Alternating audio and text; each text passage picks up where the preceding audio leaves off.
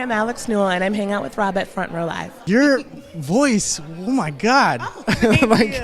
I was just telling Lauren, I should have backed up a little more for that last note. I was not expecting it. I felt it. That was awesome. Thank you. It means a lot. Tell me about this performance and how the rehearsals have been for you. It's been very fast. I missed the first day, and I missed 3 hours the second day because I was traveling and doing other things. But it's been really good. As much that I missed, I caught up really fast, and everyone was very understanding and welcoming and accepting. And so it's been a creative process where we get to talk to Bonnie and we get to discuss things and say how we think this works. And she's always open. She always says, I have very broad shoulders and she can take it. And she has swimmingly, brilliantly. Yeah.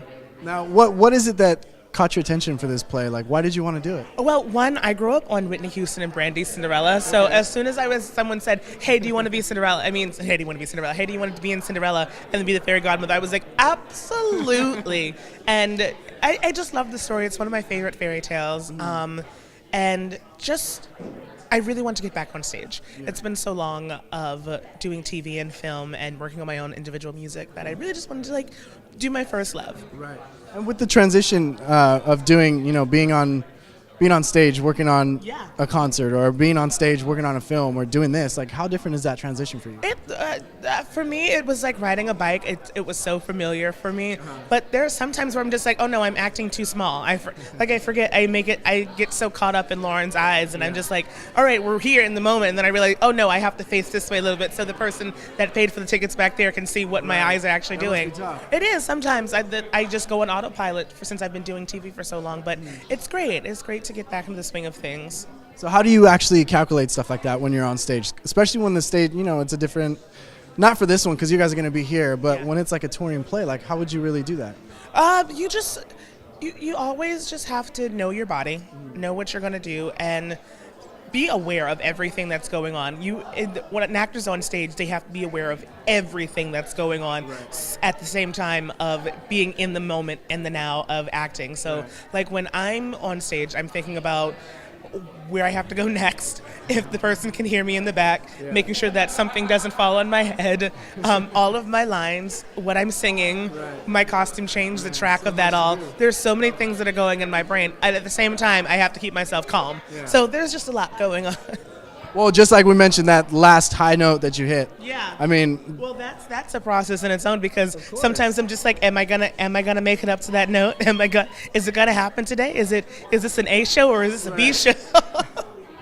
Well, you teased us a lot today, and that was just a glimpse of what we can expect at the actual play.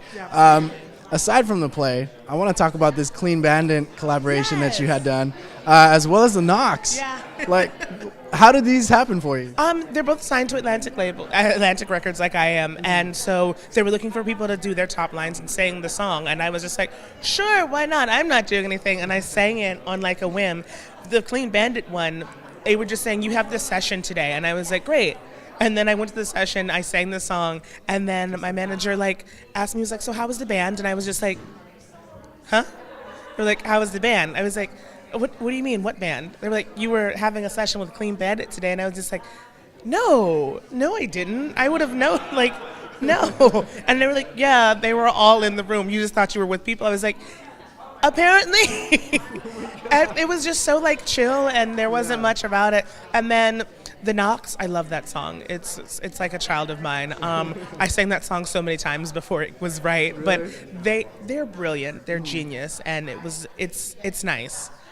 And especially another song that I did with a group who I still have yet to meet to this very day. Really? I did a song in the UK called All Cried Out with a group called Blonde. Okay. And I've literally never met them to this day. The song has gone gold. It has won awards, and I've yet to meet them. It's so freaky. They're probably in front of you, and you don't even know it. Yeah, probably. I'm very unaware of things because I'm too aware of everything else that's going on around me. No, seriously. It's all good. Now, what about your music? What are you pursuing right now? I just had a song come out a couple weeks ago called Keep It Moving, and then I have another EP coming out, and I have another EP coming out in February, and then a projected album to come out in September. I think. Wow. I think that's just my own volition and wish. And a single coming out after this interview. Yeah, absolutely. So, actually, I do. It's New Music Friday, so yes.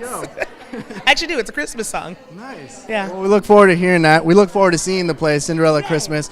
This play starts when December 8th and where? at Pasadena Playhouse. And the audience should come out and get their tickets because? Because I'm in it, and Lauren Taylor's in it, and Morgan Fairchild's in it, and Santos is in it, and there are so many people in it, so just come and watch.